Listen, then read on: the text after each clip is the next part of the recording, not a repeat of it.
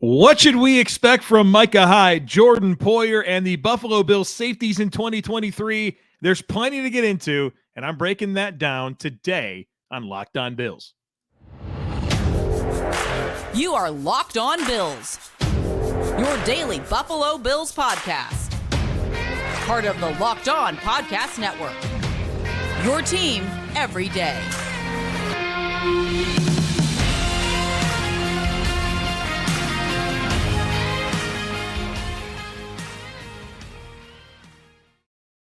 What's up, Bills Mafia? It's Joe Marino, author of Go Bills and Buffalo's Run, also the co-host of the Locked On NFL Scouting podcast, and I'm your host of Locked On Bills.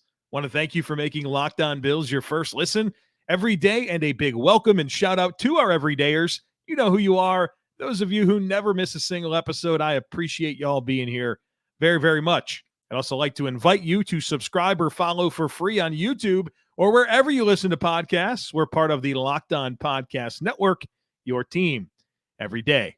Well, folks, here's the last positional preview episode entering training camp.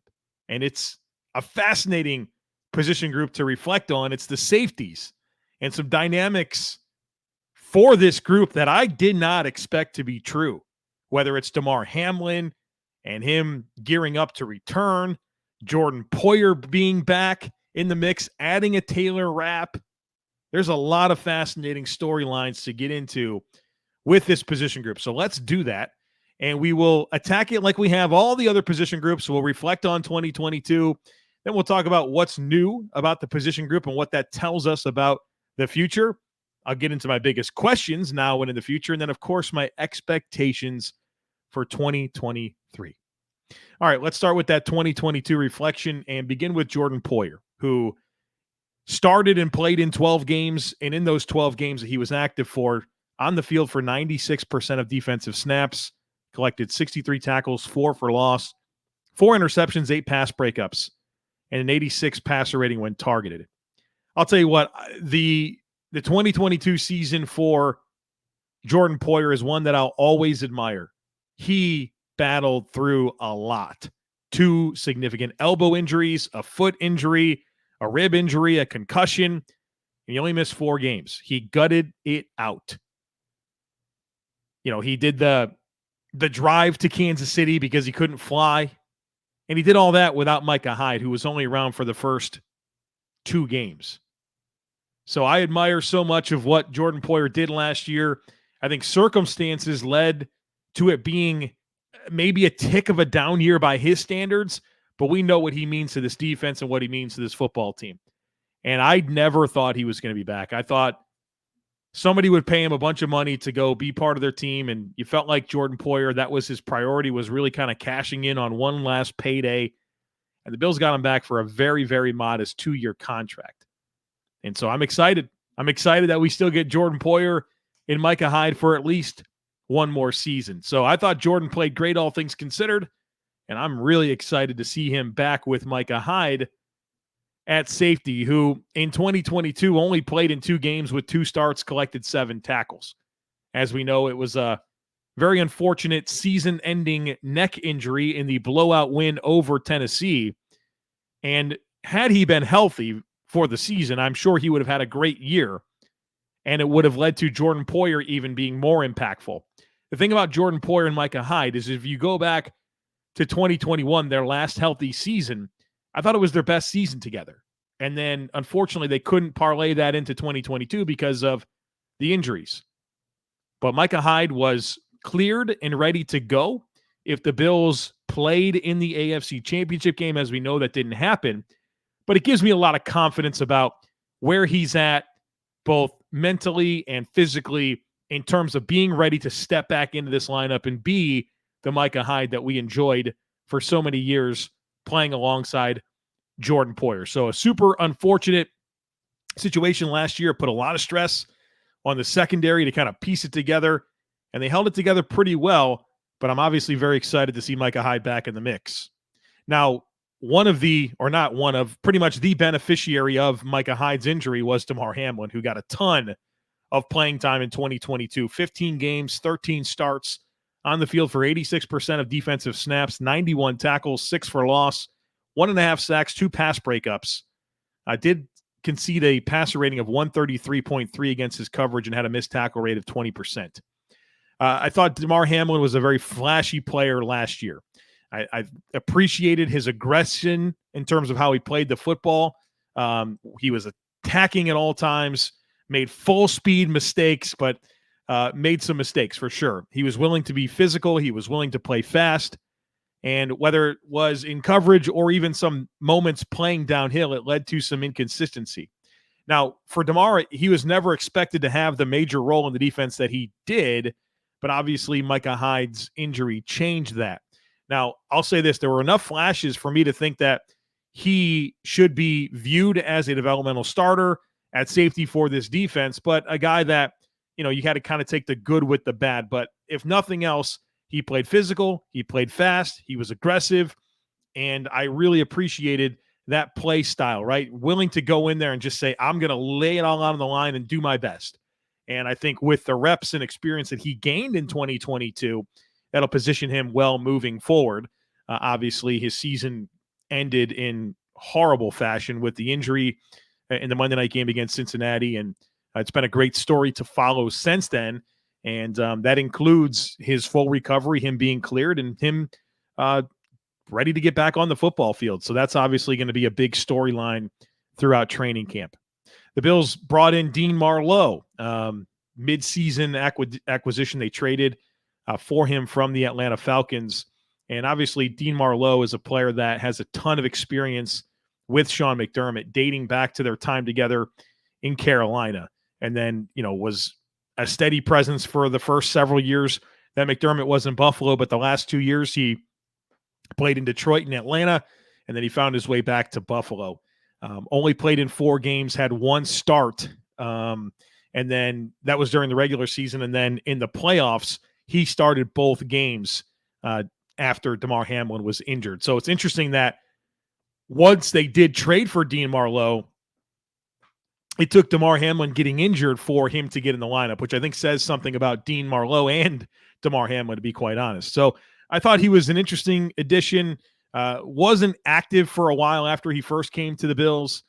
Got into the lineup after Damar was injured. He was okay. I thought he played with good control. That was the big difference between him and Damar Hamlin, where Damar Hamlin would make more plays because he was willing to be physical and aggressive.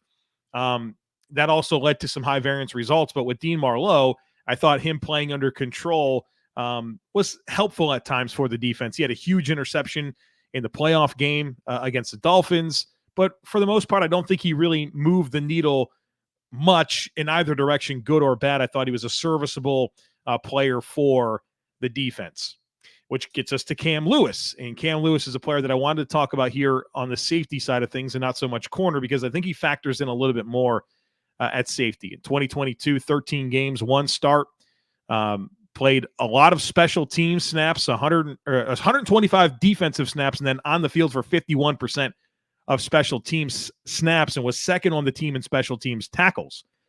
And I think when you think about the Bills' kick coverage, he was very, very good at that, but he was not really used as much on the punt coverage unit. Now, reflecting on the way that he played on defense, I thought he was really shaky in that Minnesota game. Obviously, that was a disaster, whether it was in coverage or in run support, and had some shaky moments, but played well on special teams. But I think the team really does value his versatility as a guy that can play safety, that can play outside corner, slot corner, special teams. He could do a lot for the Bills, and they brought him back. And so I'm interested to see how he factors in moving forward. But if nothing else, a nice depth player.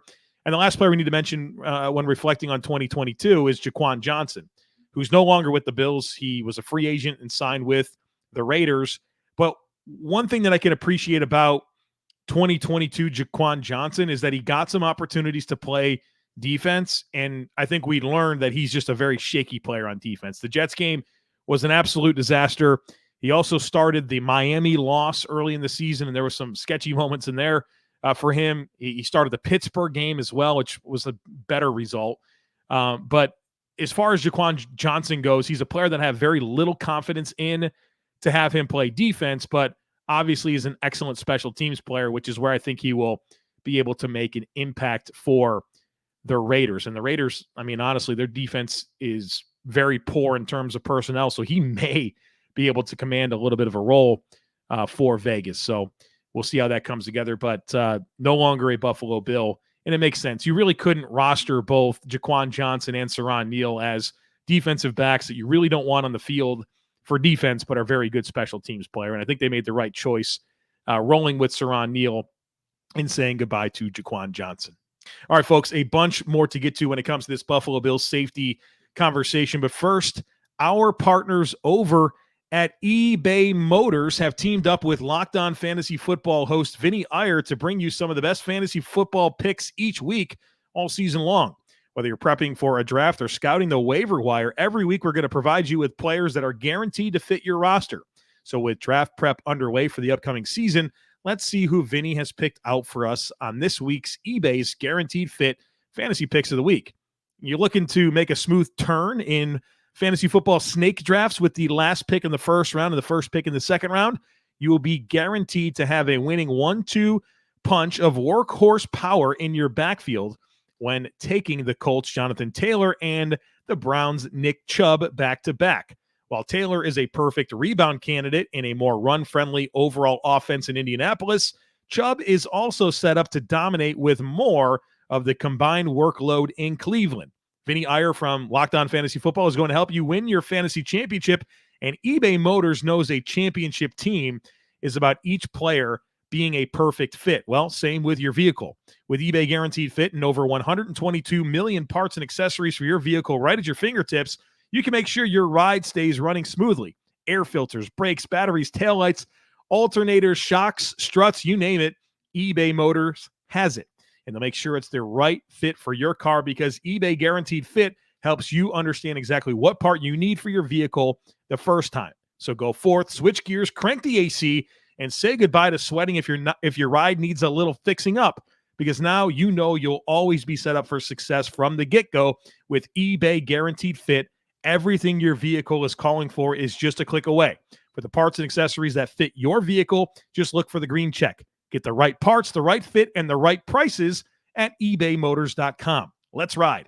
eBay Guaranteed Fit, only available to U.S. customers. Eligible items only. Exclusions apply.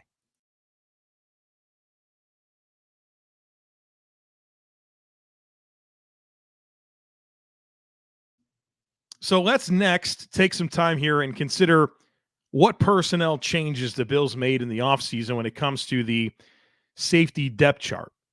And in 2022, it was Jordan Poyer, Micah Hyde, Damar Hamlin, Jaquan Johnson, and Cam Lewis. And then you also added Dean Marlowe later in the season, and Jared Maiden. You added him later in the season, who was on the active roster for like the last 3 games, was a healthy scratch for 3 games, but it says something that he was on the active roster down the stretch. Now, in 2023, you bring back Poyer, you bring back Hyde, you bring back Hamlin, you bring back Marlowe, you bring back Cam Lewis, you bring back Jared Maiden.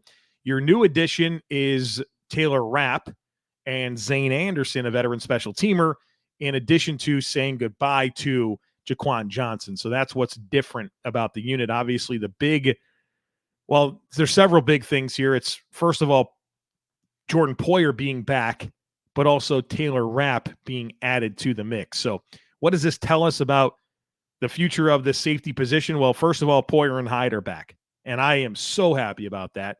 One of the great pairings in Buffalo sports history, and they've been such a big part of this turnaround. The 2 big free agent signings in 2017, they're still around.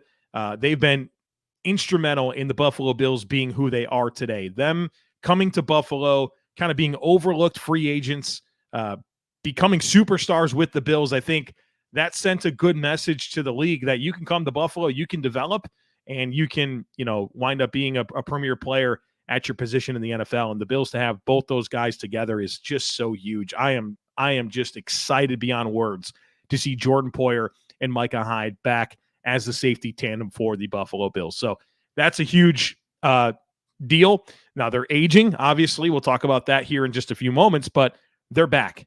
And it wasn't something I was expecting leading into free agency. Number two, something that we've learned through the personnel changes is that the team did see enough from Jaquan Johnson and realized that, hey, we love him as a special teamer. I'm sure he was great for the locker room, worked really hard, but he's just such a limited player in terms of size and athleticism that he's just deficient when it comes to playing safety. And so he played out his rookie deal. Kudos to him. And now he's a Raider. But the Bills, I think, wisely considered who they'd like to roster instead. And I think there's some upgrades that'll be on the team over Jaquan Johnson that can help on special teams and on defense. And then this position falls into something I've talked about with others, in that they wanted more depth because the depth was stressed. And I think you could look at wide receiver as an example of where the depth was stressed last year, defensive tackle, edge. You could look at safety as well and realize that, hey, you had some problems along the way with your depth. And I thought Brandon Beane did a good job of attacking that this offseason with the additions of Taylor Rapp, bringing back Dean Marlowe, bringing in a Zane Anderson. I think Taylor Rapp is a significant addition to this football team, not necessarily because his contract's very big, but it's about who I think he is and what I think he can be now and in the future for the Buffalo Bills. And I said it as part of I did my mock offseason, right? What I would do if I were running the Bills. And I signed Taylor Rapp as part of that back in like March or something to be a replacement for Jordan Poyer. And then Sean McDermott actually said that they were looking at Taylor Rapp as an option to replace Jordan Poyer if they couldn't bring him back. And somehow they got both. And so I think they're really interested in learning a lot about Taylor Rapp this year and seeing how he can fit in sub packages, but then ask yourself some questions about his opportunity to succeed either Poyer or Hyde in 2024 and beyond. So that's what I think the personnel changes tell us about the direction of the position group. All right, let's transition to my biggest questions now and in the future for the Bills at safety. And number one is Jordan Poyer and Micah Hyde, year 7 together in Buffalo, both age 32, both coming off of injury-riddled seasons. What do they look like? I'm really optimistic here. I think both of those guys are consummate professionals that are serious about football. They work extremely hard in the offseason, and they're 32. Like, they're not 100 years old. Like, they're aging, but they're not like 38. They're safeties that can play and have played good football into their mid to late 30s. These guys are both 32. Like, they're not that old. They're not spring chickens, but like, can we stop acting like these are dinosaurs back there? They're 32 years old.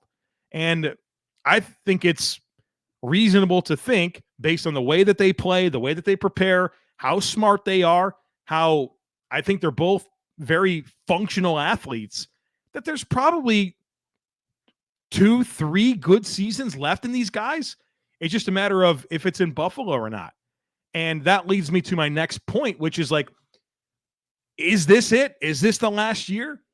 I'm not so sure. I feel differently right now at this time than I did last year. Last year at this time, I was like, man, let's enjoy this last year of Poyer and Hyde because I think that's it. No, I think looking at it now, I'm more optimistic that this isn't the year that I didn't think would be the last year. The year that I did think would be the last year of Jordan Poyer and Micah Hyde.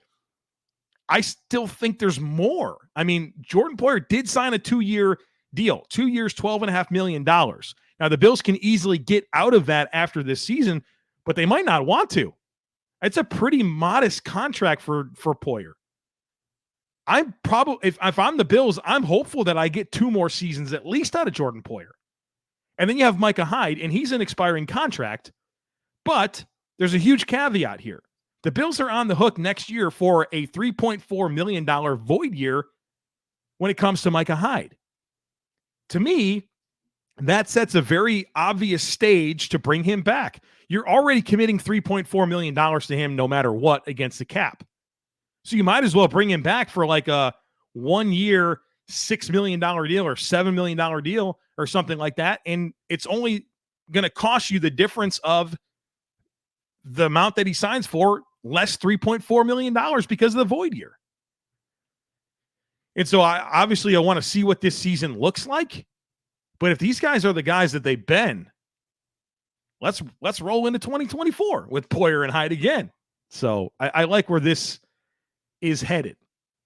The next question that I have and I want to bring up is Taylor Rapp's role now and in the future. This is a starting caliber player in the NFL that tackles well, that's athletic, that can play the ball in the air, can play zone coverage, has some man coverage appeal. He's a nice player. He should be starting for somebody. And now the Bills have him as their third safety. And so how do you maximize him? Well, I think first of all, special teams should be a big part of what he does as a third safety, but are there some personnel groupings on defense that you're willing to tap into to get him on the field? And there's certainly going to be some opponents on the Bills schedule, hello, Miami Dolphins, that you'd love to have a player like this.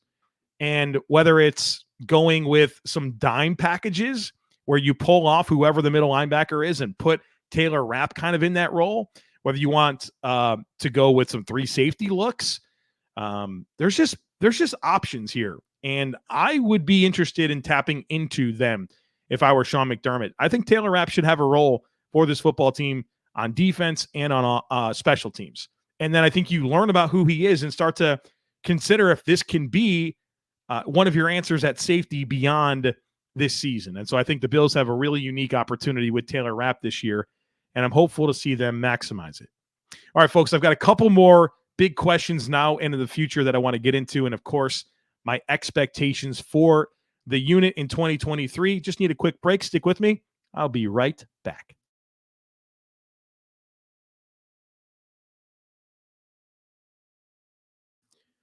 All right, welcome back. A bunch more to get to when it comes to the Bills safeties, but first I would like to invite you to join the Locked On Bills subtext community, something new that we are offering, relatively new. We launched it a few months ago. It's been awesome to this point, and I would like to invite you to join. There's a link to join in the show notes for today, so whether you're on YouTube or whatever podcasting medium that you're on, check out the show notes. There's a link to join. Everybody gets a free 2-week trial, so you might as well check it out and see what it offers. But I'll go ahead and tell you what it is.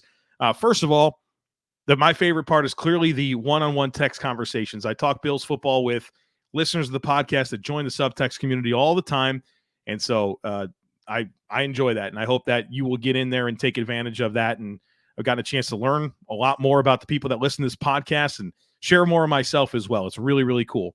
You get herd mentality priority. There's never been a subtext subscriber that sent me a herd mentality question that didn't get it answered on the show. We have some exclusive content. You'll give my first reaction to all Bills news I send out to the subtext community. We've done some giveaways. I'll have another one of those coming up pretty soon. Regular Bills musings, texts, all that type of stuff is part of the Locked On Bills subtext community. With training camp starting next week, it is a perfect time to get in there and kind of get some exclusive access and that two-way communication. I really, really enjoy that. So hop in, check it out. Locked On Bills subtext community, a link to join in today's show notes. All right, so I had two more items to get into in terms of my biggest questions now and in the future, and I lied. It's actually, no, it is two. It's two more. 4 and 5. I had 5 total. Number 4 is, what is the plan with Damar Hamlin? What's the plan? It's a challenging situation. It's an unprecedented situation that he went through what he went through and is on the path to recovery. He cleared to play and wants to play. And there's a lot that needs to align here, right? I mean, Damar has to be actually ready to go. The Bills have to be actually comfortable with him playing. And look, are you going to commit a roster spot to him? Because if you are, he's got to go. He's got to play. Your fourth safety dresses and plays special teams. And that's kind of what you're looking at with Damar Hamlin. And so it's not an easy situation. I certainly don't have every piece of information available to me to really comment on this. But what is the plan? And I think the Bills should do right by him and, whatever makes sense for everybody, but it's obviously going to be a big storyline. And if this guy makes the team and is back on a football field in 2023, he's going to be the comeback player of the year, and he deserves to be. I'm interested to see how this all plays out, but what is the plan here? Is he really ready to go? I know that it's not just a matter of medical clearance, but he's got to be mentally ready to do it. And the Bills have to be comfortable with that as well. And so the plan here is very interesting. I think you can kind of parlays into my number 5, which is who makes it, who makes this roster. The Bills typically keep 4 safeties, and it's pretty jammed up. You got Poyer, Hyde, and Rapp, who I think are roster locks. And then you really only have one spot left for Damar Hamlin, for Cam Lewis, for Dean Marlowe. You know, which one makes it? Which do they go 5 safeties? Maybe. We've seen them keep 10 defensive backs, but if they go 6 corners and 4 safeties, that's 10. You know, will they go 5 safeties? If so, you're going to have to make a concession somewhere else on your roster in terms of what your normal numbers are. It's interesting to see play out, and I think Cam Lewis is a major X factor here, given his versatility and impact on special teams. You know, obviously Damar Hamlin, there's a number of layers there. Dean Marlowe is a very experienced player. You know, who's going to be that 4th safety? I'm fascinated to find out. So let's get into my expectations for the unit. Number 1 is for Micah Hyde and Jordan Poyer to lead this defense. I mean, those are the dudes that have been around since 2017. They've got, when you look at the spine of the defense, they've got a middle linebacker there that's going to be inexperienced no matter who wins the job. You know, you're going to have a young corner potentially in one of these spots, and Jordan Poyer and Micah Hyde have a big job to go out there and execute, play at a high level, but lead this defense. And I really don't have any doubt that they will, but that's one of my expectations. Number 2 is to maximize Taylor Rapp. The Bills have a really unique opportunity to tap into personnel diversity.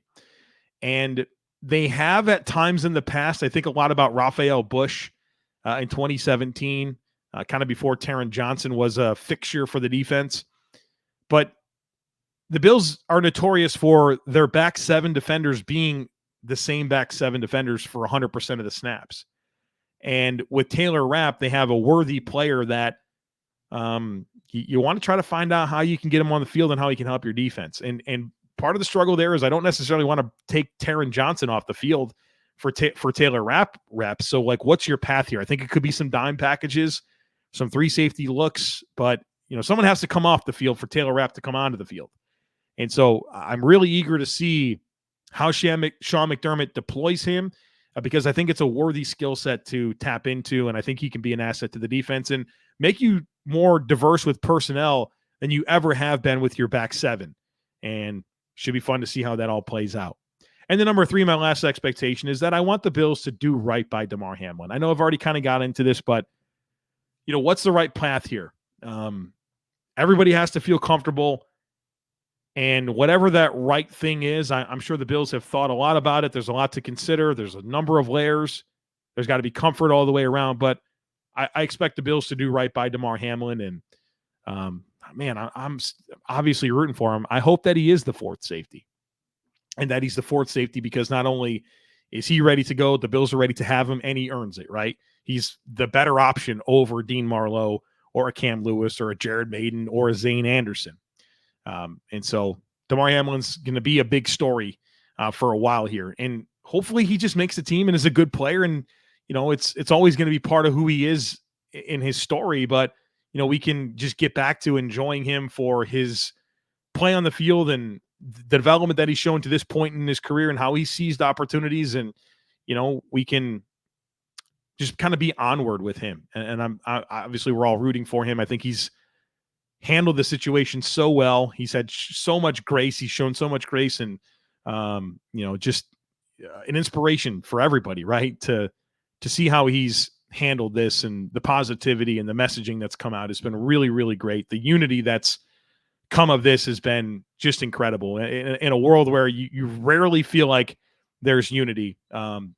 Rallying behind Damar Hamlin collectively, literally across the globe has been so cool, and continue to root for Damar Hamlin. And hopefully that's as a safety for the Buffalo Bills, and he can make an impact and help this football team win games.